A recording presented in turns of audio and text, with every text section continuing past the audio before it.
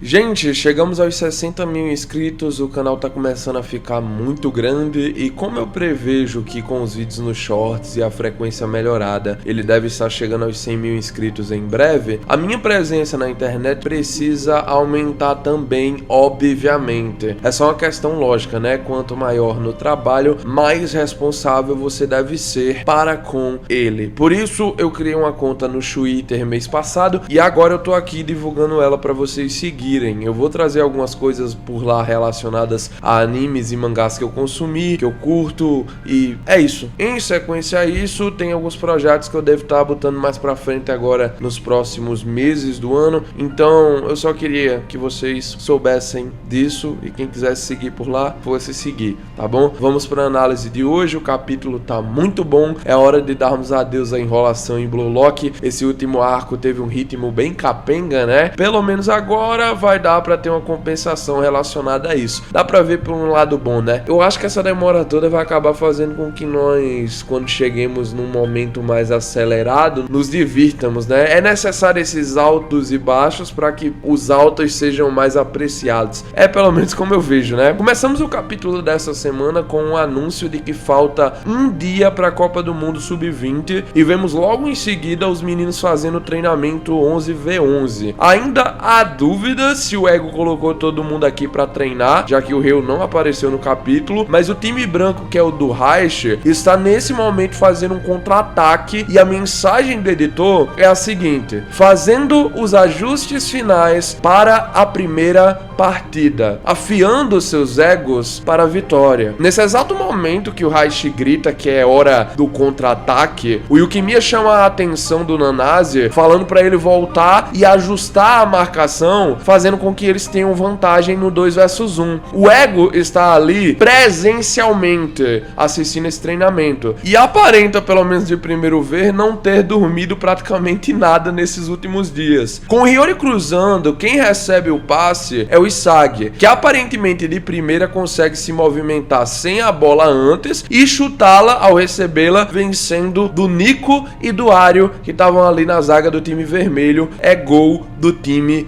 branco. E é nesse momento aqui também que ganhamos uma visibilidade de mais alguns jogadores presentes nesse lado do branco. O Shigiri parabeniza o Isagi pelo chute e o Bashira respira fundo depois de finalmente o jogo ter sido aparentemente finalizado a partir desse gol. Tirando por base do nível de suor de todos aqui nesse capítulo, já dá pra interpretar que não foi um gol tão simples de se conquistar. No final da análise eu quero falar mais sobre essa divisão do 11v11, mas eu já queria deixar aqui em mente que não aparenta que o treinamento esteja tão desbalanceado assim não, beleza? Pode não estar equilibrado 100%, mas também não é uma coisa, nossa, é uma pisa total de diferença do nível dos times aqui. Além que foram testes, né? Querendo ou não, outros tipos de mecânicas, outros tipos de químicas e reações devem ter sido feitas ao longo desses dias treinando. O Isagi marcou e mesmo depois de receber um elogio do Shigiri, a única coisa que ele presta atenção e verbaliza nesse momento é que o passe do Hiyori foi atrasado. Ele explica pro Cianin que se ele não mandar o passe mais cedo numa partida de nível mundial, ele acabará sendo bloqueado e não existirá a mínima chance realmente de conseguir fazer um passe desses. Diferente do que os spoilers deram a aparecer, né? Eu realmente tô começando a ficar com o pé atrás com a menina que faz as traduções pro inglês, porque tá começando a ter umas boas diferenças comparado ao original, beleza? Mas o Isagi não está sendo agressivo, ok, gente? Ele apenas está realmente aconselhando o Hiyori para tomar cuidado com relação a esses passes e o momento certo de dar eles. Nesse exato momento, o próprio aceita o conselho, dizendo o seguinte: ok, eu entendo o que você está tentando dizer, mas eu não posso fazer isso imediatamente. Obviamente vai levar um tempo, né, até que ele entre nesse nível de coordenação. Por mais que o Hiyori seja um dos melhores nessa função, querendo ou não,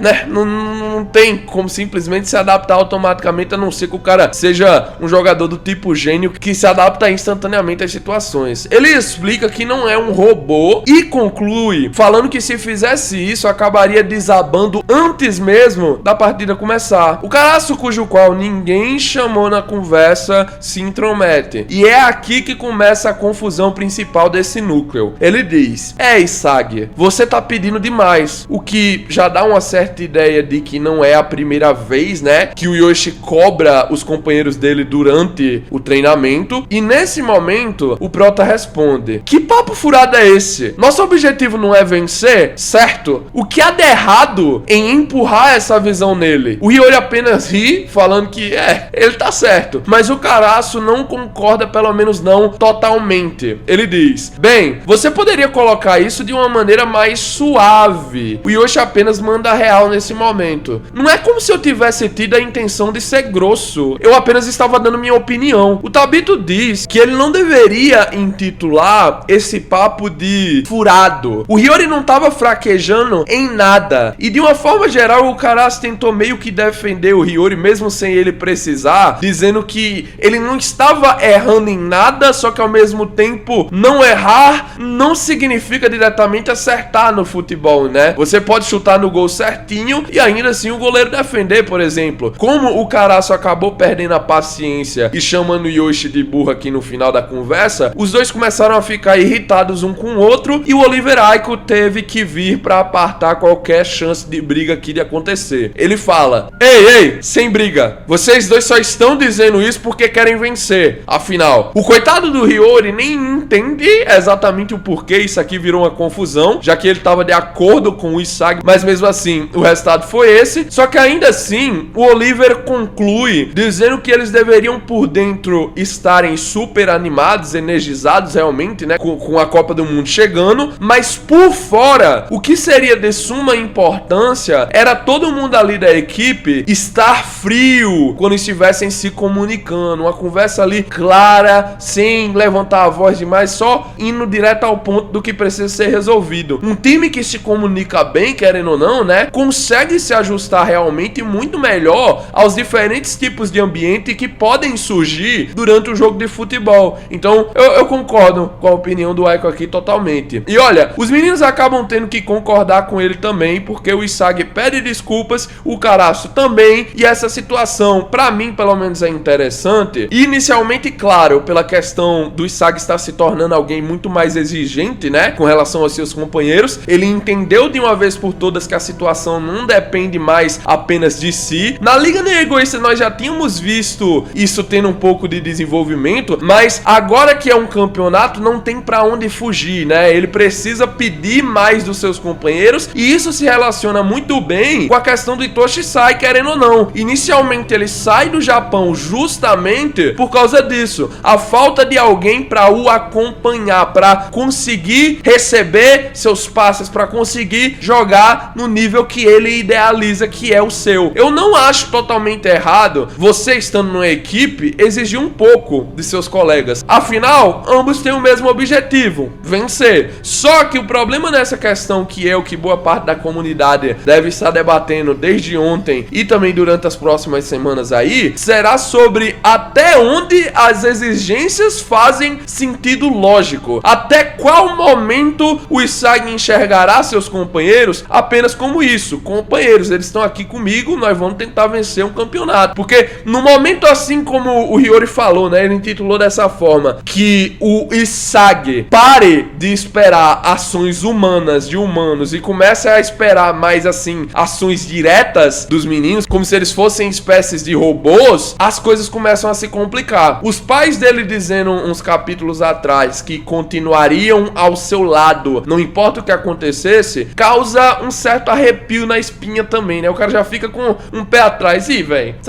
será mesmo que o Isag vai caminhar desse jeito, unido pra sempre com os garotos? Sei lá, né? Vamos ver aonde é que isso chega. A parte final é importante pra mim nesse núcleo, no sentido de apagar de vez quaisquer dúvidas de que o Aiko não fosse ser o capitão da seleção sub-20. Ele só fez simplesmente, desde que veio ao Blue Lock, mudar de companheiro, né? Trocou a cara da sub-20, mudou totalmente com os novos jogadores e ganhou um valor de mercado, né? O o Ike só lucrou, basicamente. Não mudou num sentido geral pra ele a situação. Aquele capítulo dos treinamentos já tinha deixado isso um pouco na cara, né? Mas realmente você percebe com essas ações e também com sua comunicação que ele é o dono da equipe, velho. Não tem nem como discutir. O cara estudou até a questão dos relacionamentos dentro de campo e já tá até cuidando disso antes mesmo das partidas começarem. Eu não acho que venhamos a ter surpresas nesse quesito no dia do jogo, não, beleza? É o capitão seguro, pra mim não tem nem risco de mudar, sinceramente. Seguimos então pro Rin, todo com cara de prostituta mal amada, dizendo pro Isagi: você pensa que já é o centro da equipe e todo mundo vai agir conforme você quer, não é? Faça isso depois de ter vencido a mim completamente, seu queredor rei demônio. Eu não entendi ao pé da letra o que ele fala nesse final aqui com relação ao Isagi, mas basicamente ele tá debochando de como o Isagi tá querendo mandar na equipe, tá bom? Se o Rin já não tinha muito ao que se fixar pra poder tá tentando tirar a onda do Isagi antes, imagina agora depois de ter perdido 2 vezes seguida pra ele. É meio ruim, né? A situação que ele se encontra. E assim, velho, o que é que ele quer dizer com vencer completamente contra si? Sabe? Quem marca mais gols na Copa, quem é o melhor jogador num geral na equipe. É tão ambíguo essa comunicação que ele teve aqui, porque já era meio que previsível que a rivalidade deles continuaria com os valores no final da Liga Negra Egoísta empatados. Mas eu sinto ainda um pouco de indecisão pelo lado do Kaneshiro com relação ao que ele quer fazer com essa rivalidade aqui. Aos poucos ela vai se desgastando na obra pra mim, ao ponto de que eu acho que dá pra mim dizer que eu nem tenho tanta mais curiosidade sobre essa química dos dois. Eu espero que consigam reaviver isso durante o próximo arco, mas a verdade é essa, tá bom? O Rin cada vez mais parece aquele garoto chorão, tá ligado? Apanhou e fica olhando, eu vou contar pra minha mãe, só espero chegar em casa, eu vou contar pra minha mãe.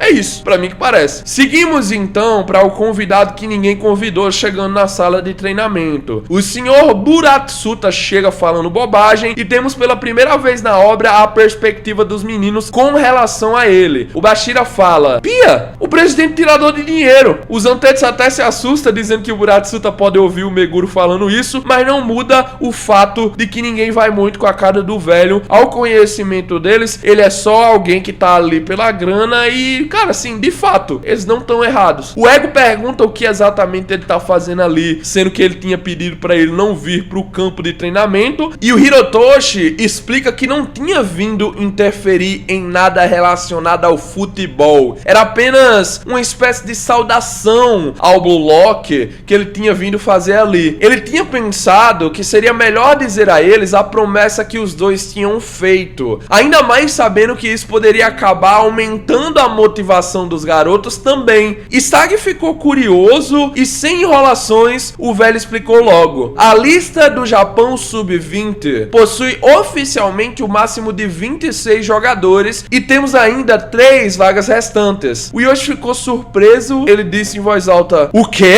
E ele confirmou: uma dessas vagas é agora de Toshisai. Os garotos começaram a ficar surpresos e o Rin evidentemente ficou chocado. Sai vem jogar a Copa do Mundo Sub-20? O velho continuou dizendo que Sai só se juntaria após a fase de grupos. Porém, já tinha sido decidido também como as outras 2 vagas seriam completas. Abrindo no seu tablet, ele anunciou o seu pretensioso projeto. Enquanto vocês jogam na fase de grupos, por trás da Copa do Mundo, a seleção de sobrevivência final para o Blue Lock Japão estará acontecendo. Tada! Lado B está prestes a começar. Ei, que título paia, vambora. Eu era hater da teoria do Red Key, né, da chave vermelha, mas meu amigo, intitulado de lado B, foi mais horrível ainda, cara, na moral. Nesse lado, eu reuni mais ou menos uns 300 jogadores com talento mais uma vez. E a partir de agora, estaremos streamando as batalhas na Blue Lock TV com prévia de pagamento extra. Pelo que eu entendi, é como se eles ele tivesse criado aquele negócio que tem, eu acho que na Amazon Prime tem isso, não é em todas que tem hoje em dia, mas na Amazon Prime principalmente tem, né? Quando tu vai no Amazon Prime Video, tu vai lá, tu assina o Amazon Prime Video, mas ainda assim tu tem que entrar às vezes em algum filme, alguma série que tu queira, e tu tem que pagar um pouco mais pra poder assistir aquela série dentro do streaming que tu já tá pagando. Eu acho que é tipo isso, tá bom? Que o Buratsuta fez aqui, pra galera que já tivesse pagando a Blue Lock TV,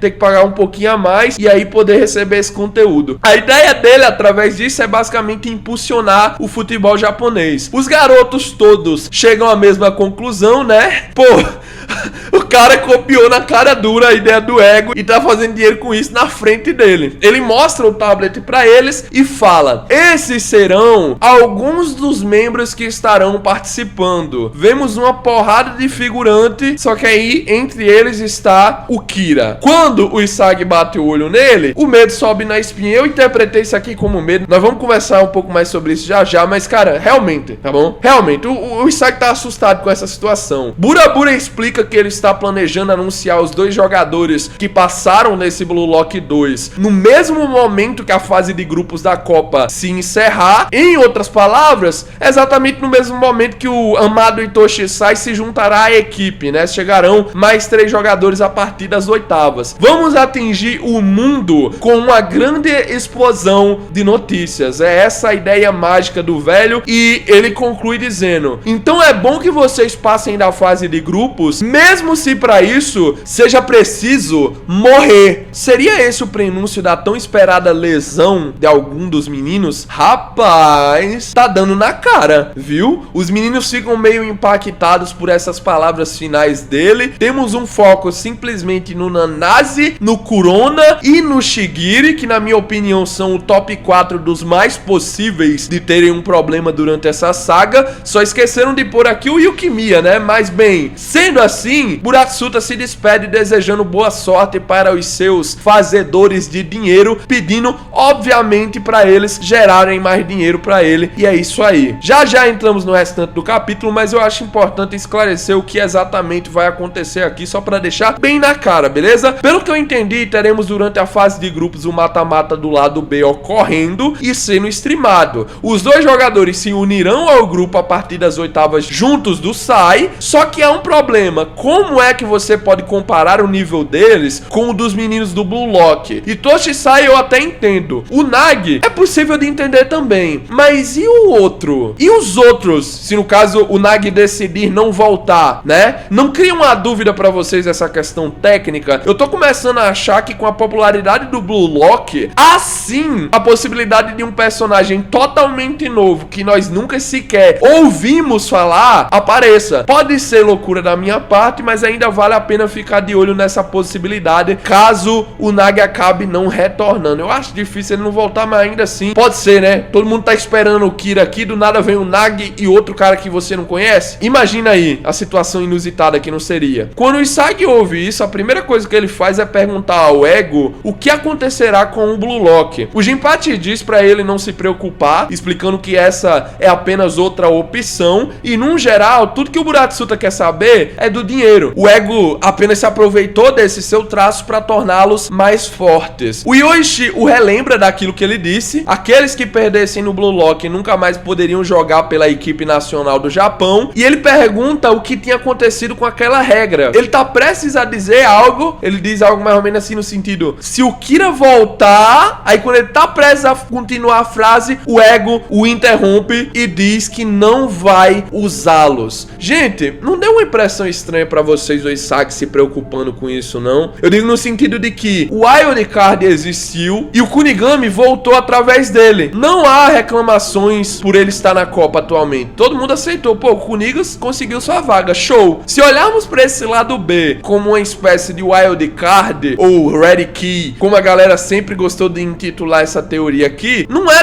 tão loucura assim, pensando outro grupo agora de 3 jogadores se tornando membros da equipe. Eu tô errado? errado, pelo menos nessa ótica, mas me parece que o Isagi está prestes a dizer que se o Kira voltasse, ele pararia de jogar, ou alguma besteira assim, talvez ele pararia de confiar nas palavras do ego. Pode ser isso, né? Eu não sei ao certo, mas foi meio estranho esse momento pra mim do Isagi parecer que ia afirmar alguma coisa no sentido do Kira estar voltando. De certa forma é medo, né? Pode não ser um medo literal no sentido de ele ser derrotado, mas é medo dessa realidade acontecer. O ego explica depois de dizer que não vai usá-los, que tirando o Itoshi Sai, que obviamente é muito útil pra ele, não há a mínima possibilidade que os jogadores trazidos pelo Buratsuta se comparem com os 23 escolhidos por ele. A decisão de usar os jogadores depende totalmente do ego e não do velho, então os meninos não precisam se preocupar com isso. O Isagi pergunta se é pra presumir que a seleção da rota do Buratsuta também faz parte do projeto, e o Jinpachi concorda, explicando que por mais que tenha sido uma interferência chata, dá pra colocar dessa forma. Além disso, se eles não pudessem vencer a Copa do Mundo Sub-20, nada mais importava. Ele seria exilado do projeto caso os meninos perdessem. Os meninos ficam atentos com esse aviso do mestre e ele explica: minha situação não é diferente da de vocês. Eu não mudarei meus métodos. Eu irei criar o atacante número 1 do mundo e apostarei tudo na vitória do Japão nesse campeonato. Até que esse ego acabe, eu não darei o Blue Lock a ninguém. Com essa promessa e tendo animado os garotos da forma que só ele sabe como fazer, o ego explicou que agora era a hora de anunciar os titulares para o jogo contra a Nigéria. Seguimos então para o estádio da Blue Lock e enquanto vemos as instalações luxuosas e os torcedores adentrando, inclusive o fã do Isagi, pequenininho, também vimos Nagi com uma bolsa e um aviso: 2 horas para a Copa do Mundo Sub-20 começar. A mensagem do editor é: com a partida prestes a iniciar, a verdadeira intenção do gênio caminhando até a arena é fim de capítulo.